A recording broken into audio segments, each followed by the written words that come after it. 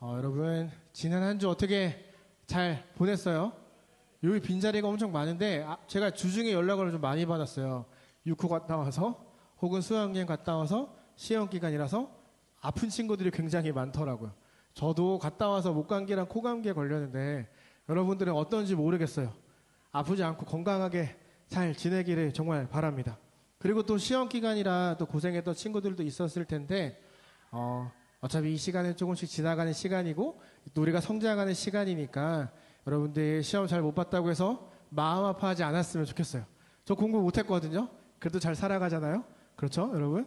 마음의 평안함이 있는 이 시간 되기를 바랍니다. 저는 여러분들이 이번 한 주만큼은 좀 특별하게 보냈기를 바라고 있었어요. 지난주 우리는 6호에서 정말 하나님 마음껏 찬양했고 말씀 들었고 기도하는 시간을 가졌죠. 여러분 그때 그곳에서 느꼈던 기분, 감정, 여러분의 고백들을 절대 잊어서는 안 돼요. 거기 따만 그 리조트에 그걸 다 놓고 와서는 절대 안 돼요. 여러분들이 했던 기도, 고백들이 한 주를 살아가면서 매일매일 여러분의 삶 속에서 생각이 나고 삶으로, 행동으로, 말로 드러났던 이번 한 주였기를 정말로 바라요. 그래야 지난주에 여러분들이 그렇게 손을 들고 찬양하고 뛰면서 고백했던 하나님의 정말로 믿는 사람의 모습으로 살아갈 수 있게 되거든요. 6호 이후에 어떤 말씀을 나눠야 될까 굉장히 많이 고민하며 기도하던 중에 하나님께서 이 사사기 말씀을 생각나도록 하셨어요. 이 사사기를 보면요, 우리랑 똑같은 사람들이 등장해요. 하나님의 은혜를 정말을 잘 알고 하나님이 나를 사랑하심을 잘 아는 사람들이 딱 등장하는데 이 사람들의 특징이 있어요. 그게 뭐냐면 예배 드릴 때는 정말 하나님 하고 손을 들고 예배를 드리다가 돌아서면 하나님을 잊어버린다는 거예요. 예배 자리에 가서는 하나님밖에 없습니다. 하나님이 나의 전부입니다. 내가 하나님을 위해 살겠습니다 라고 고백해놓고 돌아서서 일상생활로 돌아가면 하나님을 잊고 내가 하고 싶은 대로 살아가는 사람들이 이스라엘 사람들이었다는 거예요. 그러니까 모든 은혜를, 모든 기억들을 그냥 그 예배당에 두고 나온 거죠. 그 사람들도 우리처럼 늘 고백해요. 하나님 잘 믿을게요. 하나님이 나의 전부예요. 내가 하나님을 위해 살겠습니다. 이 말에 내가 이제 하나님의 말씀에 순종하며 살겠습니다 라는 의미가 있는 거잖아요. 지난주 여러분이 6호 때 했던 그 고백들, 그걸 지키기 위해서, 하나님을 붙잡기 위해서 얼마나 애를 쓰며 한 주를 지내는지 지금 한번 생각해 보세요. 여러분, 하나님께 순종하며 사는 거 정말 어려워요. 쉽지 않아요. 그리고 내가 기도할 때 어떤 기도를 했는지 그걸 기억해내는 것조차 사실 쉽지 않아요. 그렇기 때문에 우리가 그걸 잊어먹고 사는 거죠. 여러분, 이스라엘도 그랬어요. 이스라엘의 특징은 절반의 순종만 늘 하나님께 보였다는 거예요. 순종을 하긴 해요. 근데 굉장히 애매하게 순종을 하는 거예요. 한 발은 하나님께, 한 발은 세상에 두고 상황에 따라 나에게 편한 것, 나에게 좋은 것만을 선택하며 절반의 순종을 하며 살았어요. 여러분, 이스라엘은 우리보다 더 큰 하나님을 경험했던 사람들이에요. 더 큰 하나님의 사랑을 경험했던 사람들인데 늘 애매하게 인생을 살아갔어요. 우리가 함께 읽었던 1장에서 1절 3절에 보면 가나안을 정복할 때 가장 큰 역할을 했던 여호수아가 죽은 이후에 대한 이야기들이 기록되어 있어요. 여호수아나 모세나 늘 하나님께 먼저 묻고 하나님이 대답해 주시면 그것을 순종하며 살았단 말이에요. 그걸 모든 이스라엘 사람들이 봤어요. 여호수아가 죽었어요. 그러니까 이 사람들의 자기들이 보고 배운 대로 하나님 앞에 나아가서 기도를 하기 시작하는 거예요. 여호수아가 했던 것처럼 이들로 나아가서 하나님께 기도해요. 이렇게 하는 거죠. 여호수아가 죽은 후에 이스라엘이 여호와께 여쭈어 이르되 우리 가운데 누가 먼저 올라가서 가나안 족속과 싸웁니까? 하나님 이렇게 대답하시는 거죠. 유다가 올라가라. 내가 그 땅을 너의 손에 넘겨주었다. 여러분, 어떤 지파 보고 올라가라고 하셨죠? 지금 유다 보고 올라가라고 하셨죠. 탁콕 찝으신 거예요. 유다야, 네가 가. 너가 가면 무조건 승리할 수 있어. 내가 이 땅을 너의 손에 주었어. 이 말에 가서 싸우면 무조건 이긴다라는 거예요. 네가 순종만 하면, 네가 나에게 묻고 대답 들은 거에 순종만 하면 너는 무조건 이길 거야 라고 하나님이 말씀하신 거예요. 모든 계획들을 다 세워 놓으신 거죠. 그렇기 때문에 12지파 중에 유다를 탁 집어서 네가 가 라고 말씀하신 거예요. 이건 노골적으로 이미 이긴 싸움이에요. 전쟁하기 전에 유다가 이겼다라는 거죠. 근데 여러분 유다가 어떻게 해요? 유다만 올라갔을까요? 성경을 읽으면 유다가 올라가지 않아요. 하나님께 확신의 대답을 들었는데 하나님이 싸워주시겠다고 했는데 그들이 이상한 행동을 해요. 우리 빨간색 글씨 한번 읽어볼까요? 시작.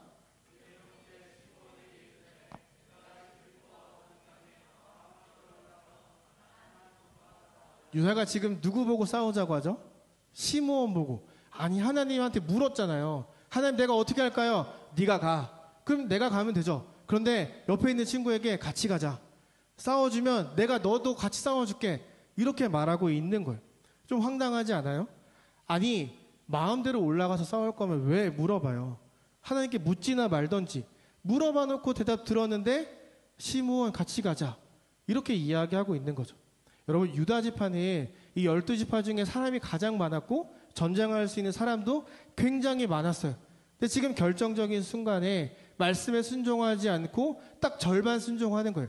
하나님 내가 가서 싸우긴 할게요. 그런데 좀 무서우니까 옆 지파랑 같이 갈게요. 같이 가서 싸우면 좋잖아요. 라고 말하고 있는 거예요. 여러분이 이걸 뭐라고 할까요? 여러분 이걸 답정너라고 하죠. 답은 이미 정해져 있는 거잖아요. 하나님이 뭐라고 하시던 이미 상관하지 않는 거예요. 묻긴 물어요. 습관처럼. 기도하긴 해요. 습관처럼. 하나님을 찾아가긴 해요.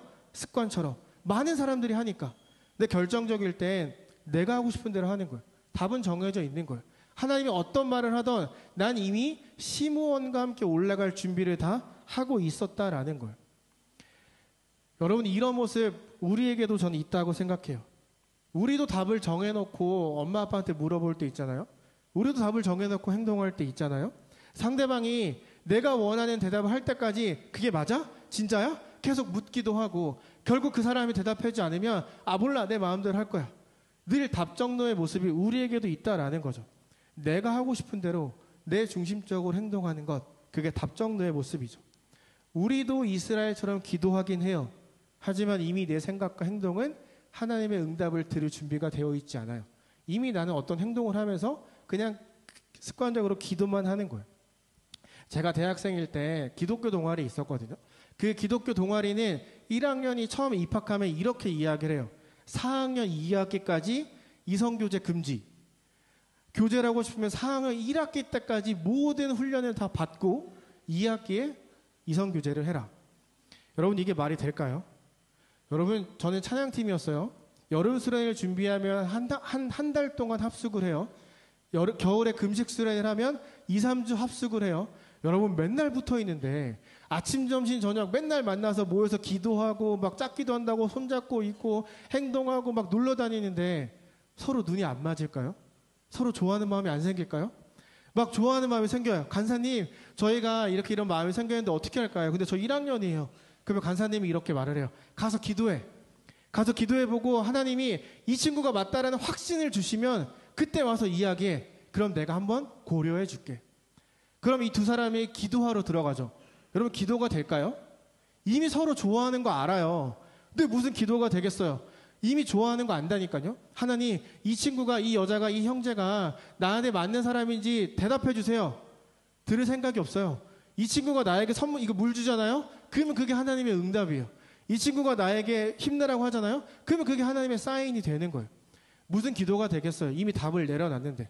전 이렇게 기도하고 안 사귄 애들 본 적이 없어요. 다 사겨요. 왜? 이미 내 마음은 정해져 있으니까. 하나님께 묻는 건 형식적으로 습관적으로 가서 묻는 거예요. 그리고 누가 물어보면 나 기도했어. 응답받았어. 그리고 헤어져요. 여러분 이미 답을 내려놓고 기도한다라는 거예요. 상대가 하는 모든 행동들이 다 나에게 의미가 있게 다가오는 거예요. 그것처럼 유다가 똑같아요. 입이 답을 정해놓은 거예요. 그런데 문제는요. 유다만 답정너가 아니었다는 거예요. 모든 이스라엘이 다 그랬어요. 순종해야 복을 받고 순종해야 하나님의 영광을 드러낼 수 있다는 걸 40년 동안 광야에서 경험을 했고 우리는 육후, 수련회, 예배 매일의 삶 속에서 그렇게 경험했으면서 가나안에서 광야에서 가나안에 들어오자마자 육후 장소에서 나오자마자 은근히 때론 대놓고 하나님 앞에 불순종을 하기 시작하는 거죠.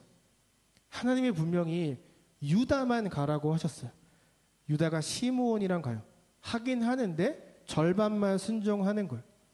첫 단추가 절반의 순종이 되니까 그 뒤 모든 전쟁이 다 반쪽짜리 순종이 되기 시작해요. 하나님이 유다에게 승리를 주겠다고 약속하셨거든요. 근데 그가 말씀을 어기고 시므온이랑 올라가요. 그런데 웃긴 건 전쟁에서 이겨요. 왜? 하나님은 거짓말할 수 없는 분이니까. 너를 위해 승리를 준비해 놨어. 근데 얘가 말을 듣던 안 듣던 하나님이 말씀하셨기 때문에 약속을 지켜야 되는 거예요. 유다가 내 마음대로 했는데 승리했네.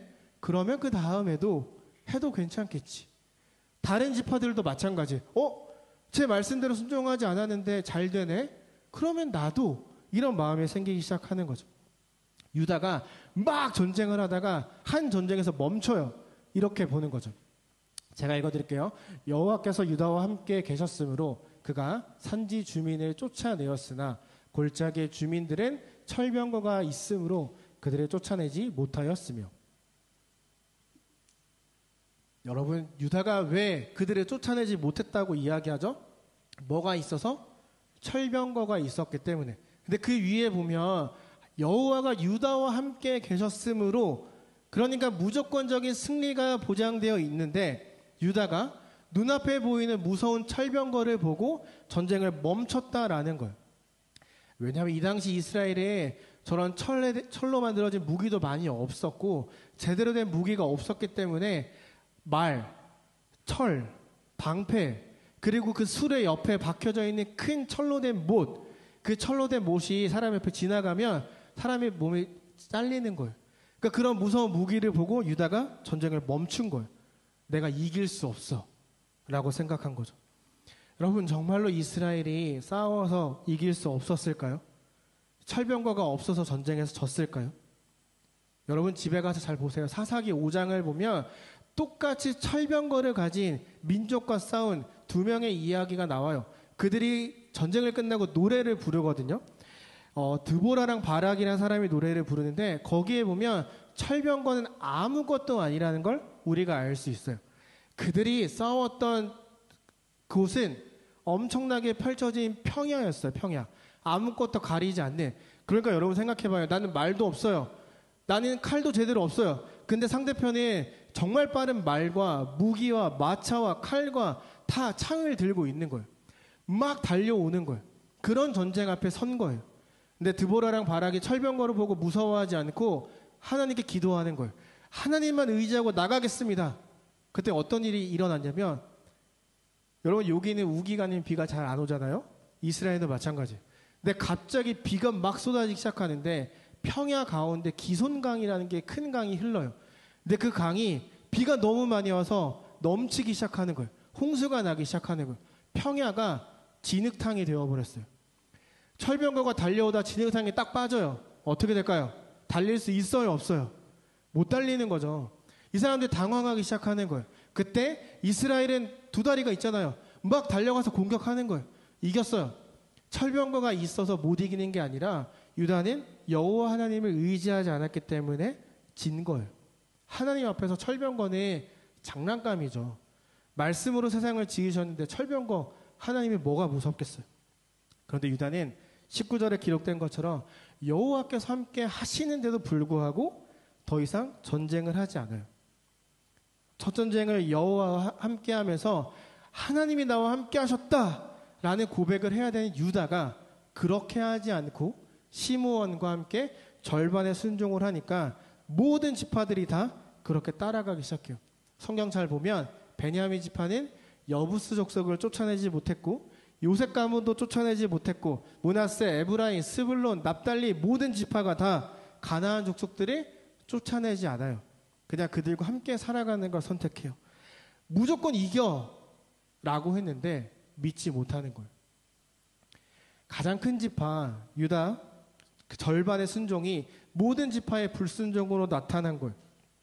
그래서 결국 그들은 하나님이 가나안 모든 사람들의 그 지도에서 다 지워버려 라고 하셨는데 그들은 살려두고 함께 살아가기 시작한 거예요. 완전한 정복에 실패한 거죠. 여러분, 왜 이스라엘이 여호와 하나님을 믿지 못했을까요? 40년 동안, 아니 가나안 땅에 살면서 하나님의 일하심을, 은혜를 매일매일 경험하고 있었는데 왜 그들이 여호와 하나님을 의지하지 못했을까요?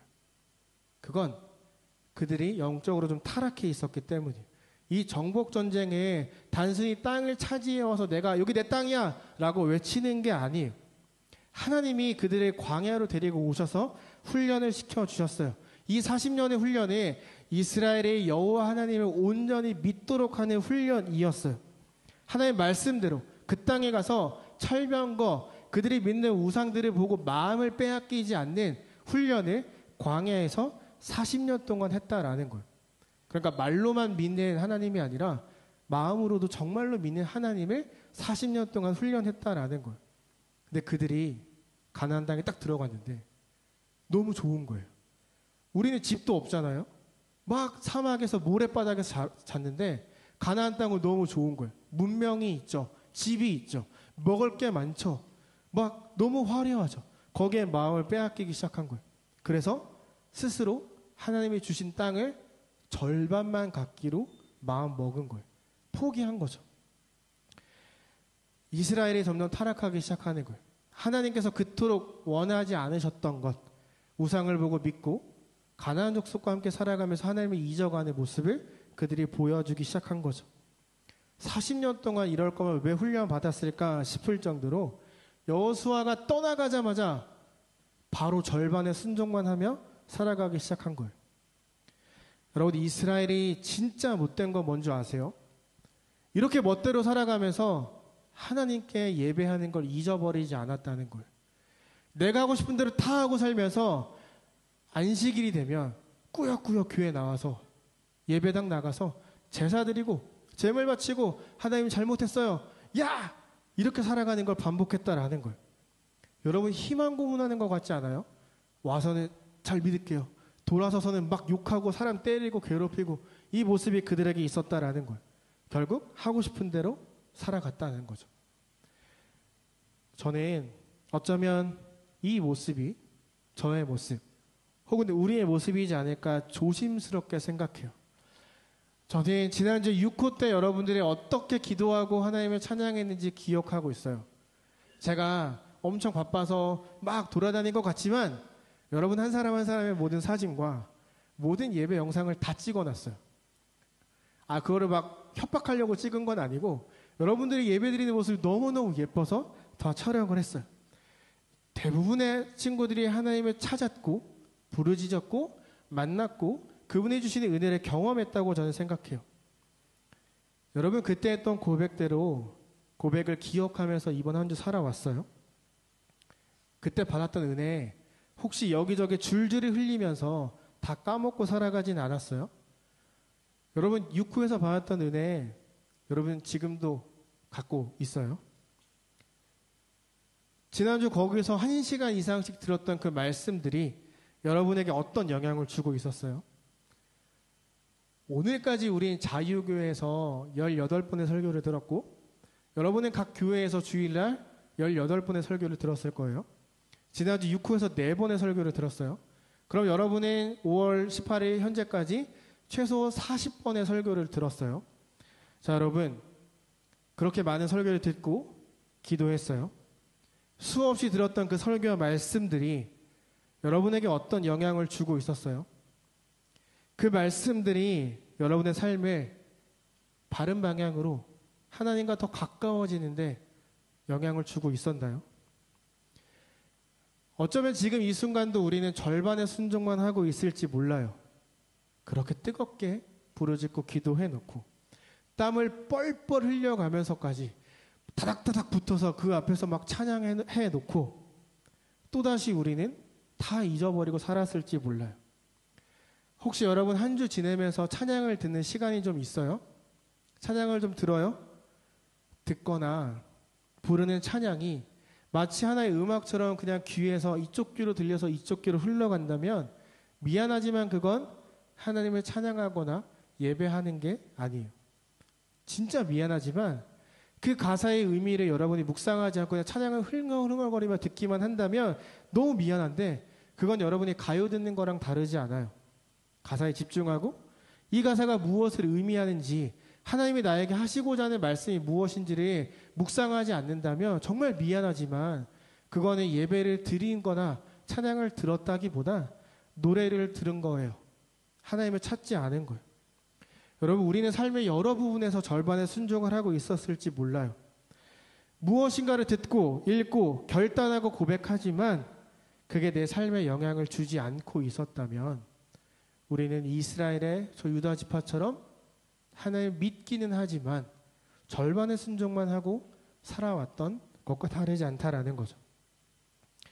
여러분, 제가 좋아하는 찬양들 중에 시간을 둘 거라는 찬양이 있어요.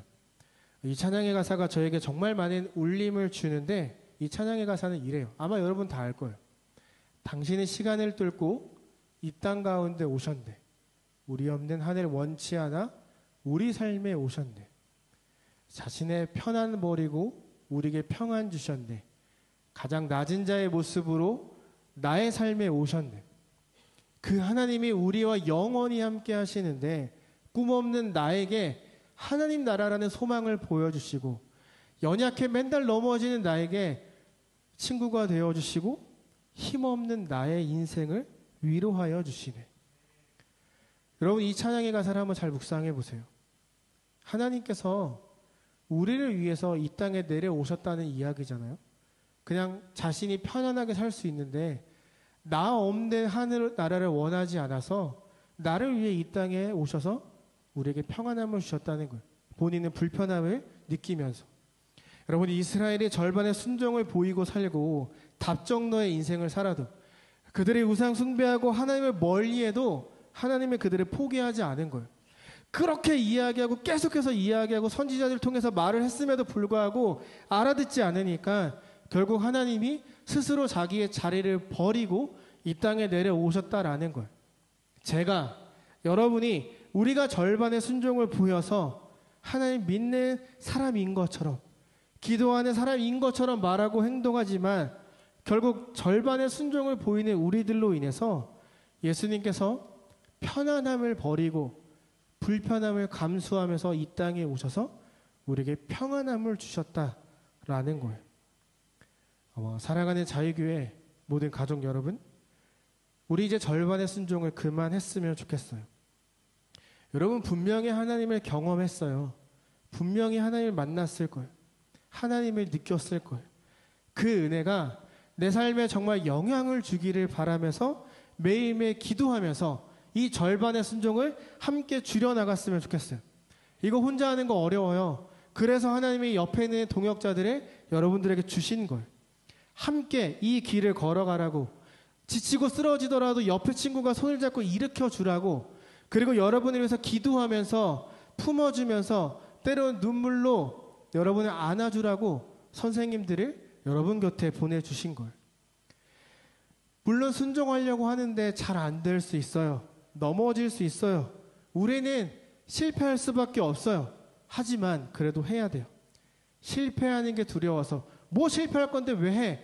라고 마음 먹는다면, 그래서 시도조차 하지 않는다면 우리는 하나님 앞에 갈 때까지 절반의 순종만 하는 반쪽짜리 그리스도인이 될 수밖에 없어요. 여러분, 넘어져도 괜찮아요. 쓰러져도 괜찮아요. 맨날 실패해도 괜찮아요. 하나님이 보고 계시거든요. 여러분, 하나님이 정말로 실제하시는 그 하나님이 넘어지더라도 쓰러지더라도 실패하더라도 어떻게든 하나님 붙잡아 보려고 노력하는 여러분의 몸부림, 여러분의 노력 가만두고 보고 계실 분이 아니에요. 하나님, 여러분은 실패할 거 알아요. 하지만 실패하더라도 다시 한번 해보고자 하는 그 마음을 하나님은 원하고 계시고 보고 계시는 거예요. 처음부터 정답 내려놓고 포기해서 넘어지는 게 아니라 순종하려고 의식하면서 살아가다 넘어지는 것, 그거는 괜찮은 거예요. 여러분, 이번 한 주 살아가면서 나는 6호 이후에, 아니 예배 이후에 변하고 있을까? 하나님의 은혜가 나에게 있을까? 내가 하나님의 은혜를 생각하며 살아가고 있을까? 그거를 고민하면서 한 주를 살아갔으면 좋겠어요. 지금 절반의 순종밖에 하지 못하는 나를 위해 예수님께서 이 땅에 오셔서 이루어내신 모든 희생을 기억하며 살아가는 이번 한 주가 되었으면 좋겠어요. 이걸 기억하며 살아가면 절반의 순종이 절반의 순종이 될 수 있고, 넘어지더라도 다시 한번 노력하면 절반의 순종이 절반의 순종으로 줄어들 수 있을 거예요. 그리고 그렇게 노력할 때 하나님은 분명히 여러분에게 찾아오셔서 버텨낼 수 있는 힘과 은혜와 능력을 더해 주실 거예요. 이미 여러분 경험했잖아요. 이미 여러분 하나님 알고 있잖아요. 그 하나님이 그 리조트에만 계시는 게 아니라 여기에도 여러분의 삶에도 늘 함께하고 계세요. 여러분 실패하더라도 넘어지더라도 다시 한번 일어서서 변해가는 내 모습을 기대하며 하나님을 붙잡고 살아가는 여러분들이 되었으면 좋겠어요. 다음 주 이 자리에 모였을 때 절반의 순종이 아니라 절반의 순종만 하고 모여서 나 이렇게 했어 라고 말하며 은혜를 나눌 수 있는 그 은혜가 여러분에게 있기를 소망하며 예수님의 이름으로 축복합니다.